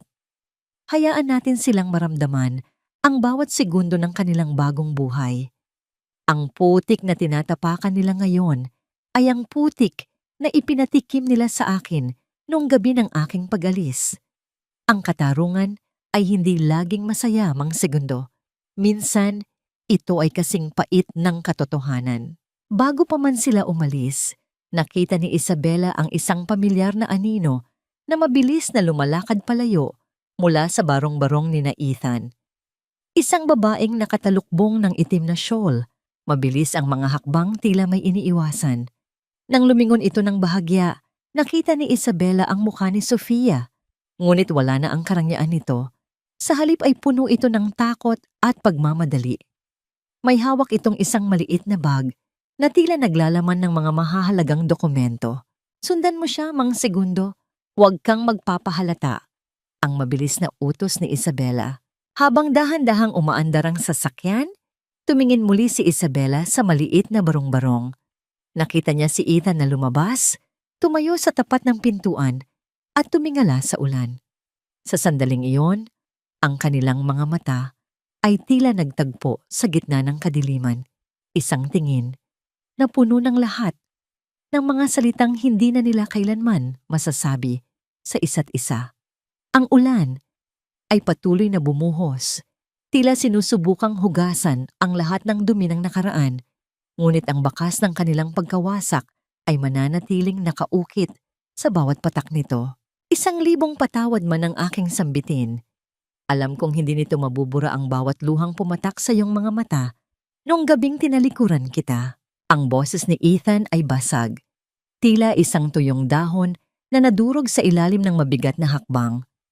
Nakatayo siya sa labas ng gusali ng Villamonte Foundation, isang center para sa mga kababaihang inabuso na itinayo ni Isabela. Ang sikat ng hapon ay tumatama sa kanyang mukha, na ngayon ay tila tumanda ng 10 taon sa loob lamang ng ilang linggo. Ang kanyang suot na polo ay kupas at may mantsa ng pawis, malayo sa mga tahi ng mamahaling sastre na dati niyang ipinagmamayabang. Sa kanyang harap, si Isabela ay nakatayo ng may dignidad. Ang kanyang anyo ay tila isang matayog na puno na hindi natitinag ng anumang hangin. Dahan-dahang lumapit si Ethan. Ang bawat hakbang niya ay tila may kasamang bigat ng 1,000 kasalanan. Hindi niya magawang tumingin ng direkta sa mga mata ni Isabela. Ang mga matang dati ay puno ng paghanga para sa kanya, ngunit ngayon ay mayroon na lamang malamig na distansya. Ang katahimikan sa pagitan nila ay tila isang malalim na bangin na hindi na kailanman matatawid ng anumang tulay. Ang bawat buntong hininga ni Ethan ay puno ng pagsisisi na tila ba huli na ang lahat para sa anumang pagbabago. Hindi ako pumunta rito para humingi ng pera, Isabela. Alam kong wala na akong karapatan sa kahit 1 sentimo mo. Ang mahinang sabi ni Ethan. Ang kanyang mga kamay ay nanginginig habang kinukuha ang isang maliit na bagay mula sa kanyang bulsa. Pumunta ako rito dahil sa loob ng maraming gabi sa tondo. Sa gitna ng gutom at dilim, ang tanging nakikita ko ay ang mukha mo noong itapon ko ang iyong maleta sa putikan. Doon ko naintindihan na hindi pala yaman ang nawala sa akin, kundi ang aking kaluluwa. Inilahad ni Ethan ang kanyang palad. Doon, nakapatong ang gintong wedding ring ni Isabela. Ang sing-sing na marahas niyang hinubad mula sa daliri ng babae at itinapon sa basurahan noong gabi ng kanilang paghihiwalay. Ito ay may mga gasgas at mantsa, ngunit tila kumikinang pa rin sa ilalim ng araw. Ang makita ang sing-sing na yon ay tila isang matalim na karayom na tumusok sa puso ni Isabela. Nagpabalik sa lahat ng mga gabing nanalangin siya na sana ay mahalin siya ni Ethan ng totoo. Hinalungkat ko ang tambak ng basura sa labas ng mansyon sa loob ng 3 araw para lang mahanap iyan. Ang pag-amin ni Ethan, ang kanyang boses ay nanginginig sa tindi ng emosyon. Gusto ko lang itong ibalik sa iyo. Hindi para balikan mo ako, dahil alam kong hindi ako karapat-dapat. Gusto ko lang itong ibalik dahil ito ang huling piraso ng katapatan na winasak ko. Patawarin mo ako, Isabela. Hindi dahil sa kailangan ko ng tulong mo, kundi dahil kailangan kong matulog sa gabi nang hindi nakikita ang sarili ko bilang isang halimaw. Naramdaman ni Isabela ang isang pamilyar na hapdi sa kanyang lalamunan, ngunit pinigilan niyang dumaloy ang luha. Ang pagpapakumbaba ni Ethan ay tila isang gamot na dahan-dahang nagpapahilom sa kanyang mga sugat, ngunit ang peklat ay mananatili na habang buhay. Dahan-dahan niyang kinuha ang singsing mula sa palad ni Ethan. Ang lamig ng metal ay tila isang paalala ng isang pangakong matagal nang napako. Ang kapatawaran ay hindi isang bagay na ibinibigay dahil lamang hinihingi ito, Ethan. Ang tugon ni Isabela, ang kanyang boses ay banayad, ngunit may paninindigan. Ito ay isang proseso na kailangan kong gawin para sa aking sarili, hindi para sa iyo. Ang makita kang ganito. Hindi ako natutuwa, ngunit hindi rin ako magsisinungaling na kaya kong kalimutan ang lahat sa isang saglit. Ang singsing na ito ay simbolo ng babaeng namatay na noong gabing iyon. Ang babaeng narito ngayon ay hindi na kailangan ang iyong paumanhin para mabuhay. Tumingin si Isabela sa malayo kung saan makikita ang mga batang naglalaro sa loob ng foundation. Ang bawat tawa nila ay tila isang awit ng pag-asa. Umuwi ka na, Ethan. Alagaan mo ang nanay mo. Siguro ang kahirapan na nararanasan nyo ngayon ang tanging paraan para matutunan nyo kung ano ang totoong mahalaga sa buhay. Iyon ang tanging tulong na maibibigay ko sa iyo, ang pagkakataong maging tao muli. Tumalikod na si Isabela, ngunit bago siya makahakbang palayo, hinawakan ni Ethan ang dulo ng kanyang manggas. Ang kanyang mukha ay puno ng kaba. Isabela, mag-ingat ka. Si Sofia? Hindi siya tumigil. May kausap siyang isang tao na matagal mo nang pinagkakatiwalaan. May balak silang gamitin ang huling sandali ng papa mo para palabasin na ikaw ang pumatay sa kanya sa pamamagitan ng maling gamot. May hawak silang peking medical record. Nanigas ang buong katawan ni Isabela. Ang bawat salita ni Ethan ay tila isang malamig na hangin na nagpataas ng balahibo sa kanyang batok. Ang pagdududa niya kay Lola Rosa ay muling nagliyab, tila isang apoy na handang lamunin ang lahat ng kanyang natitirang tiwala. Sino ang taong kausap niya, Ethan? Ang tanong ni Isabela.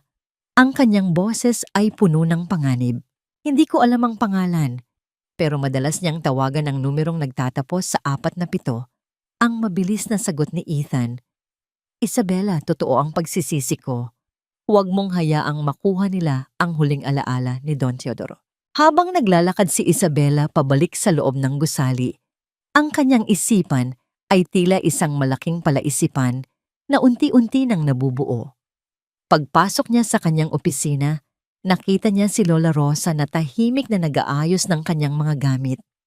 Sa ibabaw ng mesa, ang cellphone ng matanda ay umilaw at doon ay nakita ni Isabela ang huling 4 na numero ng tumatawag, 47.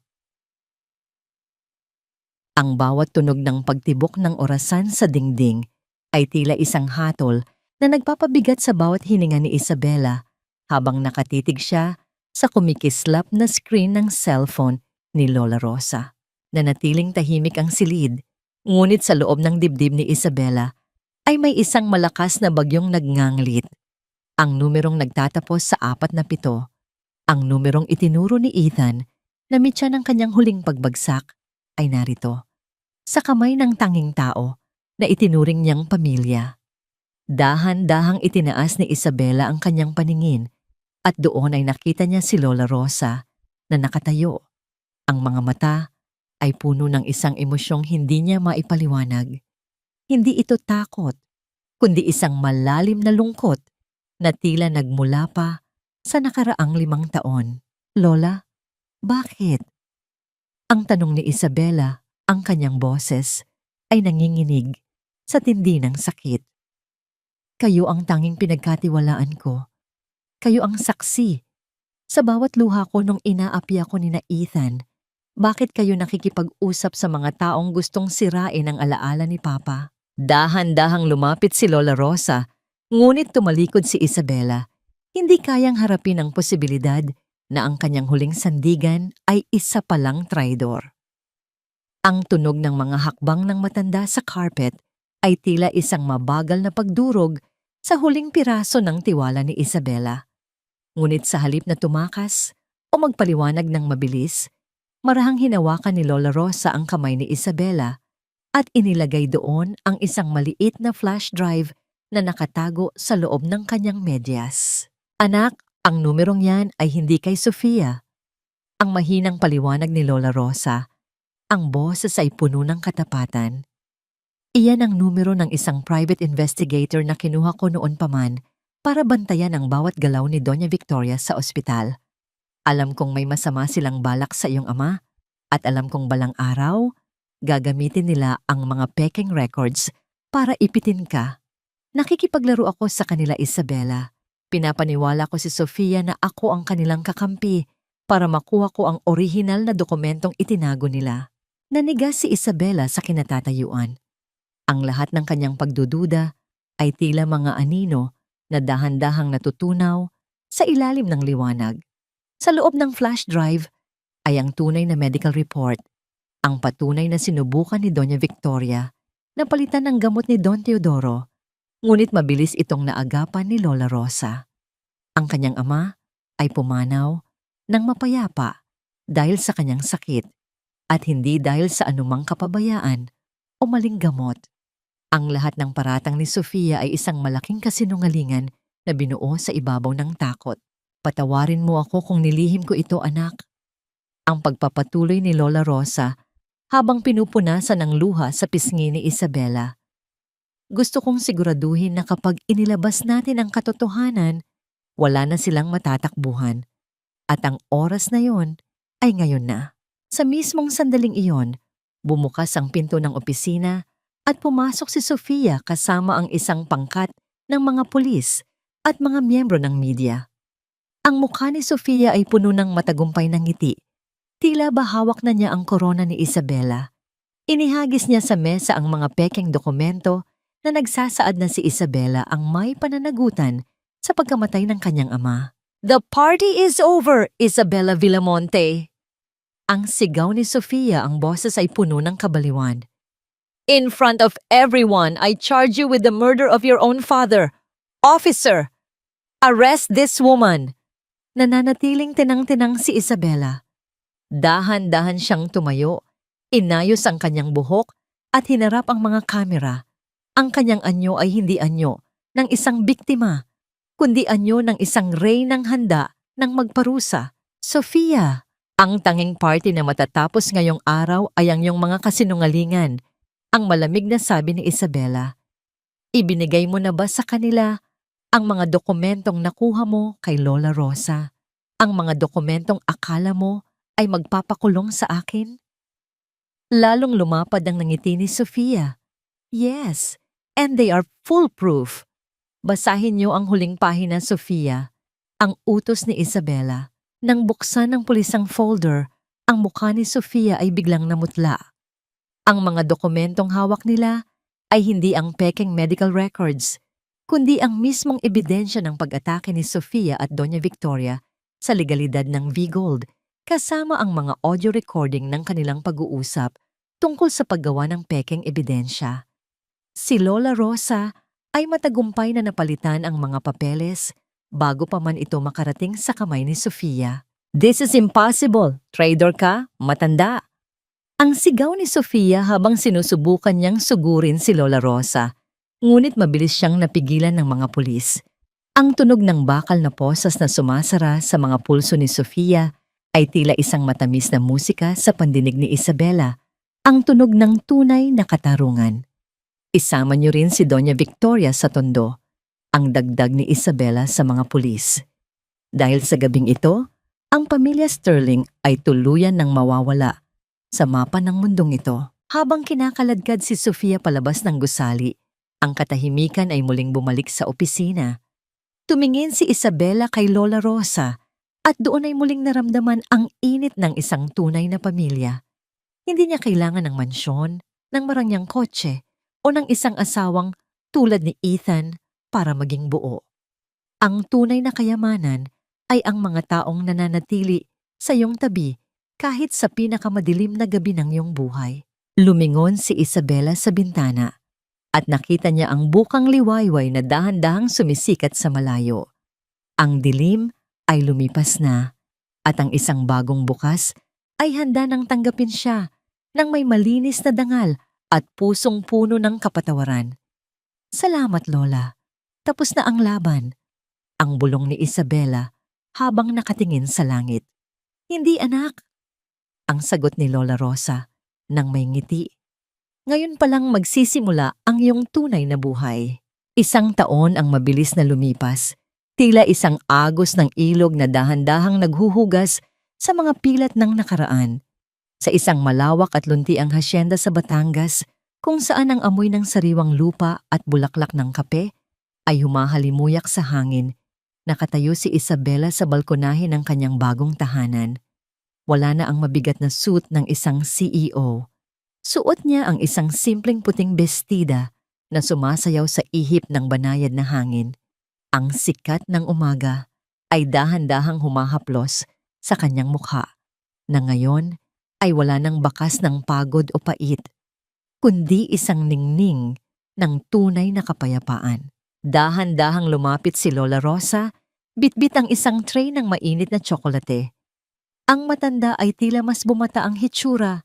Ang kanyang mga mata ay nagniningning sa katuwaan habang pinagmamasdan ang katahimikan ng paligid. Ang bawat hakbang niya sa kahoy na sahig ay naglalabas ng isang pamilyar at nakakaaliw na tunog, isang ritmo ng tahanang binuo sa pagmamahal at hindi sa takot. Anak, dumating ang huling ulat mula sa lungsod, ang mahinang sabi ni Lola Rosa habang inilapag ang tray. Si Ethan. Nakita siya sa isang construction site sa Laguna. Nagtatrabaho siya bilang isang foreman. Sabi ng mga nakakakita sa kanya, malayo na siya sa dating Ethan na mapagmataas. Natututo na siyang mabuhay ng marangal sa sarili niyang mga kamay. At si Doña Victoria, nananatili siyang tahimik sa kanilang maliit na bahay, nagtatanim ng mga gulay para may makain. Ang katarungan ay dahan-dahan nang humahaplos sa kanilang mga kaluluwa. Tumitig si Isabela sa malayo, sa mga bundok na tila nagsisilbing bantay sa kanyang bagong buhay. Hindi siya nakaramdam ng galit at hindi rin siya nakaramdam ng tuwa sa hirap ng iba. Ang nararamdaman niya ay isang malalim na pagtanggap. Napatawad ko na sila, Lola. Hindi dahil karapat-dapat sila, kundi dahil karapat-dapat ang puso ko sa katahimikan. Ang tugon ni Isabela, ang kanyang boses ay puno ng lalim at katatagan. Ang bawat sampal at ulan na naranasan ko ay naging pataba sa lupang kinatatayuan ko ngayon. Kung hindi dahil sa kanila, hindi ko matutuklasan ang lakas na matagal nang natutulog sa loob ko. Ang yaman ng V-Gold ay papel lamang, ngunit ang dangal na nabawi ko, iyon ang tunay kong imperyo. Sa loob ng 1 taon, ginamit ni Isabela ang kanyang kapangyarihan para sa kabutihan. Ang Villamonte Foundation ay naging kanlungan ng libu-libong kababaihan, nagbibigay sa kanila ng boses at pagkakataon na muling itayo ang kanilang mga buhay. Ang kumpanya ay hindi na lamang tungkol sa tubo, kundi tungkol sa serbisyo. At sa gitna ng lahat ng ito, natutunan ni Isabela na ang tunay na pag-ibig ay hindi matatagpuan sa mga pangakong nakasulat sa hangin, kundi sa katapatan ng mga taong mananatili sa iyong tabi kahit wala ka nang maibigay. Isang pamilyar na tunog ng makina ng sasakyan ang narinig mula sa driveway. Isang lalaking matagal na ring naging bahagi ng kanyang paglalakbay, ang kanyang abogado at matalik na kaibigan na si Gabriel ay bumaba at kumaway sa kanya. May dalang mga bagong plano para sa isang paaralan na itatayo sa probinsya. May ngiti sa mga labi ni Isabela habang bumababa siya sa hagdan para salubungin ito. Ang kanyang hakbang ay magaan, puno ng pag-asa at pananabik sa bukas. Ang kwento ng kanyang buhay ay hindi na isang trahedya ng pagtataksil, kundi isang epiko ng pagbangon at pagpapatawad. Ang bawat sugat ay naging bahagi ng kanyang kagandahan at ang bawat luha ay naging kristal na nagbibigay ng liwanag sa kanyang daan. Sa ilalim ng malawak na langit, si Isabela Villamonte ay hindi na lamang isang bilyonaryong CEO o isang nasaktang asawa. Siya ay isang babaeng malaya, isang reynang naghari sa sarili niyang tadhana. Salamat, Papa. Ang bulong niya sa hangin habang tumitingin sa asul na kalangitan. Natagpuan ko na ang tunay na ginto.